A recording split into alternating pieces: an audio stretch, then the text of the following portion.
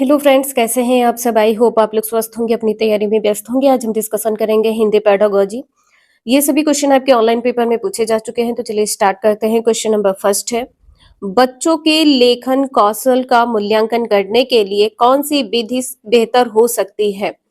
अपने अनुभवों को लिखना, श्रुत लेख, पाठ पर आधारित प्रश्नों के उत्तर लिखना या सुंदर लेख का अभ्यास।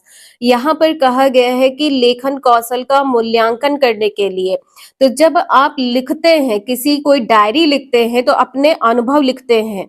आपका आंसर यहाँ पर ए सही हो जाएगा, अपने अनुभवों को लिखना। नेक्स्ट है, भाषा के अभिव्यक्तात्मक कौशल है सुनना और बोलना, बोलना और लिखना, पढ़ना और लिखना, सुनना और पढ़ना। इसका आंसर यहाँ पर बी सही हो जाएगा, बोलना और लिखना, अभिव्यक्त करना, ठीक है, दूसरे के सामने प्रकट करना। नेक्स्ट है, लिखित भाषा का प्रयोग केवल प्रतिवेदन लेखन के लिए तैयार किया जाता है, कार्यालयी कार्यों के लिए ही तैयार किया जाता है, अपने अभिव्यक्ति के लिए तैयार किया जाता है, केवल साहित्य सृजन के लिए तैयार किया जाता है। इसका आंसर यहाँ पर सी सही होगा, लिखित भाषा तो अपनी अभिव्यक्ति के लिए। अभी आपको क्वेश्चन नंबर फर्स्ट में बताया है, अपनी अभिव्यक्ति के लिए आप लिखते हैं। सी आंसर यहाँ पर सही होगा। कुछ निगेटिव टैग वर्ड देख लीजिए, जैसे यहाँ पर क्या है, केवल है और यहाँ पर ही है, ये सभी निगेटिव टैग वर्ड है। नेक्स्ट है, लिखना एवं पढ़ना सीखने के संदर्भ में कौन सा कथन सबसे उपयुक्त है। लिखना और पढ़ना, पढ़ना सीखने की तुलना में लिखना सीखना जटिल है। लिखना सीखने की तुलना में पढ़ना सीखना जटिल है। दोनों कौशल एक एक करके सीखे जाते हैं। लिखना और पढ़ना सीखना समान रूप से अंतः संबंधित है। लिखना, पढ़ना और सीखना, आंसर इसका यहाँ पर डी सही हो जाएगा। लिखना पढ़ना सीखने के संदर्भ में जो सही कथन है आपका उपयुक्त है, डी आंसर यहाँ पर सही होगा। नेक्स्ट है, कोई एक भाषा डैश की लिपि या लिपियों में लिखी जा सकती है। हाँ, उसमें थोड़ा फेरबदल हो सकता है। 3, सभी, सीमित या एक। इसका आंसर यहाँ पर बी सही हो जाएगा, सभी। नेक्स्ट है, उच्च प्राथमिक स्तर पर लेखन क्षमता का आकलन करते समय आप किस बिंदु को सर्वाधिक महत्व देंगे। उच्च प्राथमिक स्तर की यहाँ पर बात की गई है, लेखन क्षमता का आकलन करना है। मिश्रित वाक्य संरचना, विचारों की मौलिकता, वर्तनीगत शुद्धता या तत्सम शब्दावली। इसका आंसर यहाँ पर विचारों की मौलिकता, बी आंसर सही होगा। ठीक है, लेखन क्षमता का आकलन, जब आप लिखेंगे तो अपने विचार को प्रकट करेंगे, तो विचारों की मौलिकता, बी आंसर इसका यहाँ पर सही है। नेक्स्ट है, भाषा सीखने का सही क्रम। जब आप भाषा सीखते हैं, इसका सही क्रम क्या है। बोलना, श्रवण, पढ़ना, लिखना, श्रवण, बोलना, पढ़ना, लिखना, बोलना, पढ़ना, श्रवण, लिखना, श्रवण, पढ़ना, बोलना, लिखना। इसका आंसर यहाँ पर बी सही हो जाएगा, listening, speaking, reading and writing. ठीक है, LSRW, बी आंसर इसका यहाँ पर सही है। नेक्स्ट है, लेखन से संबंधित नहीं है बैठने का उचित ढंग, शुद्ध उच्चारण, लेखनी पकड़ने का ढंग, आंखों से कागज की दूरी। लेखन से जो संबंधित नहीं है, इसका आंसर यहाँ पर बी सही हो जाएगा, शुद्ध उच्चारण। ध्यान रखिएगा, दोनों क्वेश्चन अलग है, लेखन कौशल से संबंधित नहीं है और लेखन से संबंधित नहीं है। विषय वस्तु को स्पष्ट व तार्किक रूप से संगठित करना, लेखन को कुशलता पूर्वक लिखना, व्याकरण का सही उपयोग, विचारों के बीच संबंध स्थापित करना। इसका आंसर यहाँ पर डी सही हो जाएगा, विचारों के बीच संबंध स्थापित करना। डी आंसर यहाँ पर सही होगा, लेखन कौशल से संबंधित नहीं है। नेक्स्ट है, बलाघात का प्रयोग होता है श्रवण कौशल में, बोलने के कौशल में, पठन कौशल में या लेखन कौशल में। इसका आंसर यहाँ पर बी सही हो जाएगा, बलाघात का प्रयोग बोलने के कौशल में होता है। नेक्स्ट है, बालकों को लिखना सिखाने से पहले यह आवश्यक है। लिखना सिखाने से पहले क्या आवश्यक है। अक्षर सीखना, बारह खड़ी सीखना, लेखन संबंधी जिज्ञासा उत्पन्न करना, उनको क्रियाशील बनाना।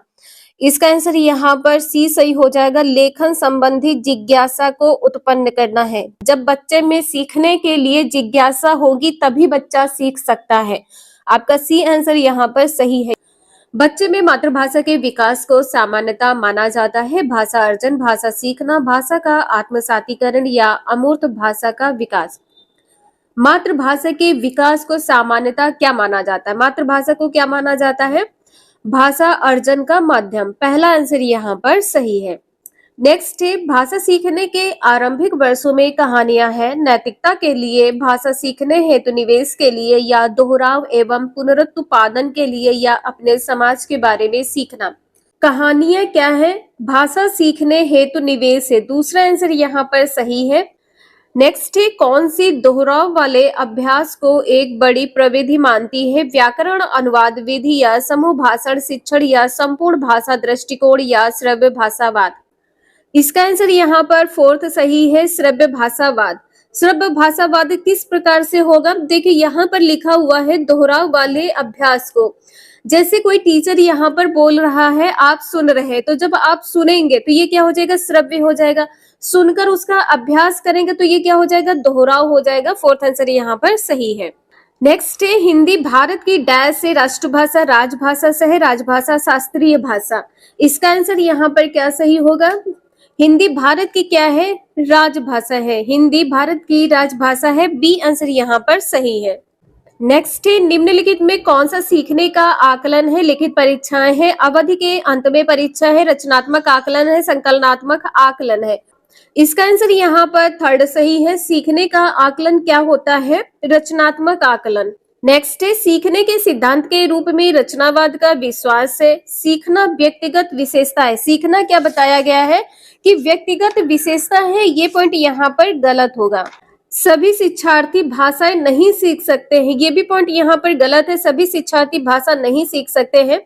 सीखना पूरी तरह से मनोवैज्ञानिक घटना है। जो आप सीख रहे हैं यह घटना मनोवैज्ञानिक है, ये भी पॉइंट यहाँ पर गलत है। इसका फोर्थ आंसर यहाँ पर सही है। सीखना क्या है? सामाजिक निर्मित है। सीखना सामाजिक निर्मित है।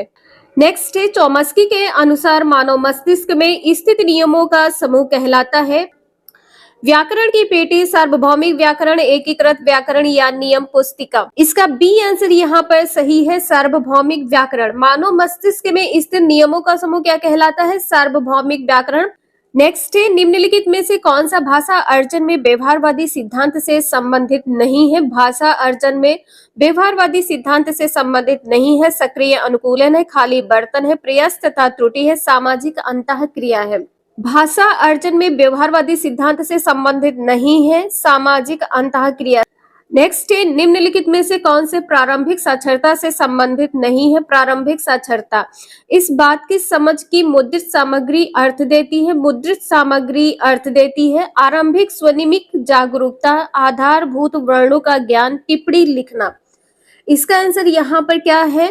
प्रारंभिक साक्षरता से संबंधित नहीं है। प्रारंभिक कक्षा की बात की गई है, टिप्पणी लिखना। ठीक है, डी आंसर यहाँ पर सही है। नेक्स्ट है, अचानक से शब्दों को सीखना तब घटित होता है जब बच्चे डैश के माध्यम से शब्द संपदा सीखते हैं। पुस्तकें सस्वर वाचन से, पृथक रूप से। यहाँ पर कहा गया है कि पृथक रूप से, ये पॉइंट यहाँ पर गलत है। पृथक रूप से पठन सामग्री की समझ के लिए उन विशेष शब्दों को पढ़ना। देखिए विशेष शब्दों की पढ़ने की बात की गई है, ये भी पॉइंट यहाँ पर गलत है। शिक्षक द्वारा चयनित नए शब्दों, शिक्षक द्वारा चयनित नए शब्दों के अर्थ को याद करना, ये भी पॉइंट यहाँ पर गलत है। पहला आंसर यहाँ पर सही है। पुस्तकें सस्वर वाचन के माध्यम से शब्द संपदा सीखते हैं। बच्चे में मातृभाषा के विकास को सामान्यता माना जाता है। भाषा अर्जन, भाषा सीखना, भाषा का आत्मसातीकरण, या अमूर्त भाषा का विकास। मातृभाषा के विकास को सामान्यता क्या माना जाता है? मातृभाषा को क्या माना जाता है? भाषा अर्जन का माध्यम। पहला आंसर यहाँ पर सही है। नेक्स्ट है, भाषा सीखने के आरंभिक वर्षों में कहानियां हैं नैतिकता के लिए, भाषा सीखने हेतु निवेश के लिए, या दोहराव एवं पुनरुत्पादन के लिए, या अपने समाज के बारे में सीखना। कहानियां क्या है? भाषा सीखने हेतु निवेश है, दूसरा आंसर यहाँ पर सही है। नेक्स्ट है, कौन सी दोहराव वाले अभ्यास को एक बड़ी प्रविधि मानती है? व्याकरण, अनुवाद विधि, या समूह भाषण शिक्षण, या संपूर्ण भाषा दृष्टिकोण, या श्रव्य भाषावाद। इसका आंसर यहाँ पर फोर्थ सही है, श्रव्य भाषावाद।